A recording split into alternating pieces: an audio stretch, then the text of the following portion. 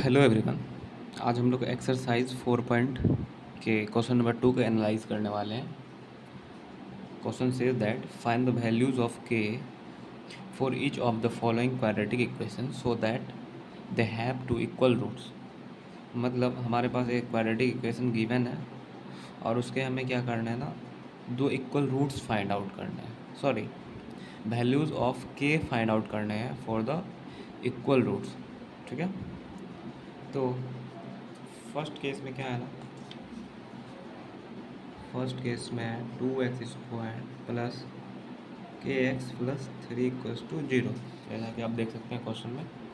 तो हमें value of के फाइंड आउट करने हैं और वैल्यू ऑफ के ऐसा होना चाहिए जिससे कि हमारे रूट्स जो है वो रियल और इक्वल आ रहे हों। ठीक है, तो मैंने आपको एक कंडीशन बताया था फॉर द इक्वल रूट्स, वो क्या होता है -b/2a।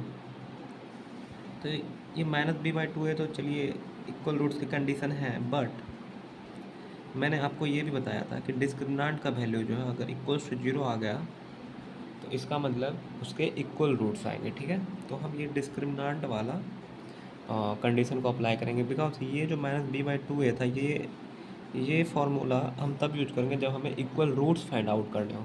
लेकिन यहाँ कंडीशन हमें मतलब यहाँ एक तरीके से यहाँ बोला जा रहा है कि find the value of K for each of the following quadratic equation so that they have two equal roots. मतलब ये यहाँ से यहाँ हमें पता चल रहा है कि कंडीशन हमारा जो है गिवन है कि इक्वल रूट्स वाला कंडीशन है, उस सिनेरियो से होते हुए हमें वैल्यू ऑफ के को फाइंड आउट करना है।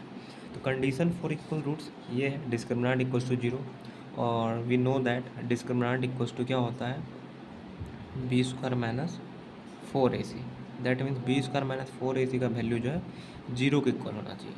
तो ये गिवन इक्वेशन को हम कंपेयर करते हैं with the standard form of quadratic equation. और स्टैंडर्ड फॉर्म क्या होता है क्वाड्रेटिक इक्वेशन का, ax² + bx + c = 0।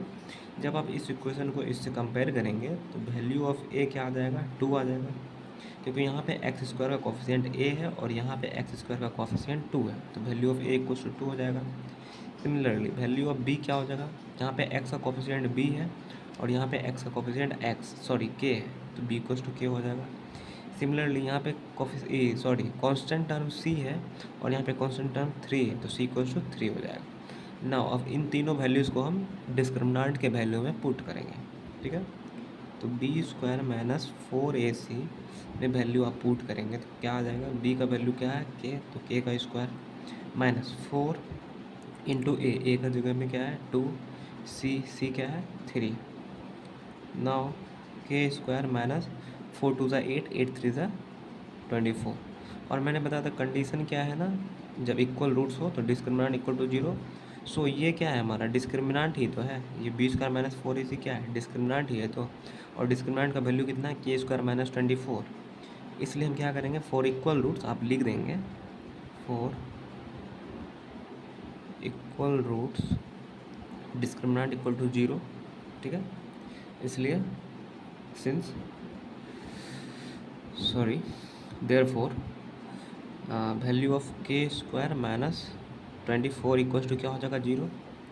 ना 24 को हम राइट साइड शिफ्ट करेंगे तो 24 यहाँ प्लस में हो जाएगा, क्योंकि इधर माइनस है, इधर आके प्लस हो जाएगा।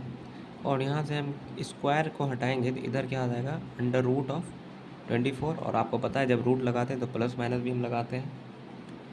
सो यहाँ से क्या हमारा क्या आ जाएगा +24 को आप कैसे लिख सकते हैं 6 4 जा 24 लिख सकते हैं आप। और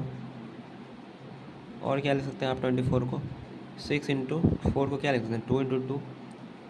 नाउ मैंने आप लोगों को बताया था अगर रूट के अंदर सेम टर्म 2 टाइम्स मल्टीप्लाई हो तो एक टर्म को हम बाहर कर लेते हैं। तो दो बार मल्टीप्लाई, तो 1 2 को हम क्या कर लेंगे बाहर कर लेंगे, तो 1 2 बाहर आ गया, अंदर में बचा कितना 1 2 बचा और 1 2 बचा, तो 6 × 2 12 आ जाएगा। ठीक है, तो 6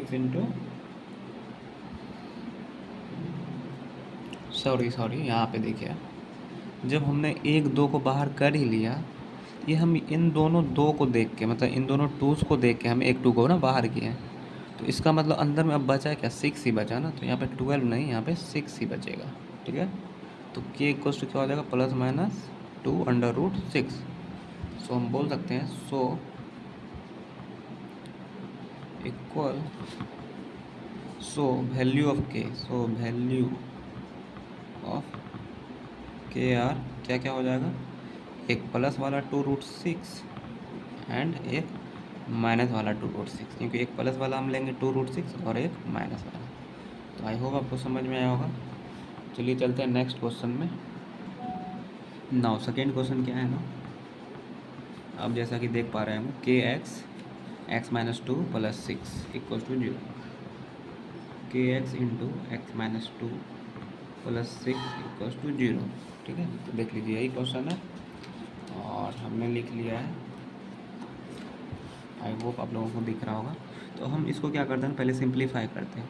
इस के एक्स को ना x से मल्टीप्लाई करते हैं और 2 से, मतलब मैंने बताया था ना इस टर्म को, ये अगर ब्रैकेट लगाओ मतलब दोनों टर्म से ये मल्टीप्लाई होगा। एक बार के एक्स से मल्टीप्लाई होगा, एक बार के x-2 से मल्टीप्लाई होगा। तो के एक्स इंटू एक्स करेंगे तो के एक्स स्क्वायर हो जाएगा, इसका प्लस साइन है इसका माइनस, तो प्लस इंटू माइनस माइनस हो जाएगा, 2 इंटू के एक्स हो जाएगा और यहाँ पे +6 = 0। हम सिंप्लीफाई कर चुके हैं।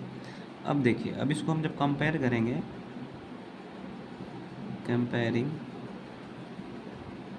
With general form of quadratic equation क्या होता है, a² + bx + c = 0। Then value of ए क्या हो जाएगा, x² का कोफिशिएंट क्या है k, तो वैल्यू ऑफ ए हो जाएगा k। वैल्यू ऑफ b क्या हो जाएगा, x का कोफिशिएंट क्या है -2k, and constant term c क्या है यहाँ पे 6। Now for equal roots discriminant क्या होता है, =0 होता है। तो डिस्क्रिमिनेंट क्या होता है, b² - 4ac, इसको = हम 0 कर देंगे। तो अब बस वैल्यू आप पुट कीजिए इसमें डिस्क्रिमिनेंट के वैल्यू में।